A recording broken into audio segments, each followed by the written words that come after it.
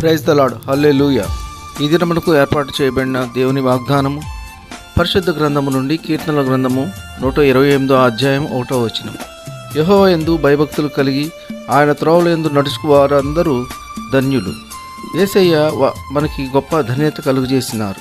ఆయన యందు భయభక్తులు కలిగి ఆయన త్రోవల యందు అనగా యథార్థముగా, నీతిగా, న్యాయంగా, ఇంకా మేలు చేసేవారిగా ఉండాలి. ఆపదలో ఉన్న వారికి సహాయం చేయాలి, కానీ వారిని నిందించవద్దు.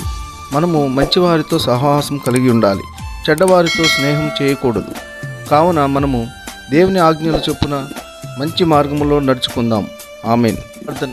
మహాపరిశుద్ధుడా, మహోన్నతుడా, ఈ ఘనమైన ఉన్నతమైన నామమును బట్టి వేలాది వందనాలు, స్తుతులు చెల్లించున్నాం తండ్రి. అయ్యా, గడిచిన రోజంతా మీ కృపల చోటున మమ్మలను భద్రపరిచి క్షేమంగా కాచి కాపాడినందుకు మీకు స్తోత్రములు తండ్రి. అయ్యా, మీ యందు భయభక్తులు కలిగి మీ త్రోవల యందు నడుచుకున్నట్టు మీరు మాకు ఇచ్చిన ధన్యత. ఎందరైతే మిమ్మల్ని అంగీకరించక లోకం తట్టు పాపం వైపు తిరుగుతున్నారో వారందరి హృదయాలు మార్చండి తండ్రి.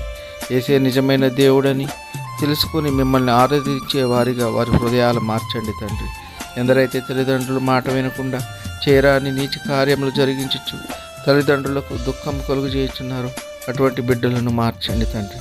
లోకములో పాపం విస్తరించి ఉన్నది తండ్రి. చెడు వ్యసనాలకు బానిసలైన వారినందరినీ రక్షించండి.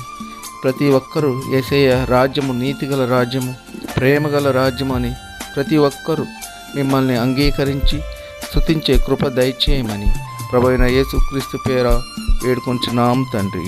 ఆమేన్.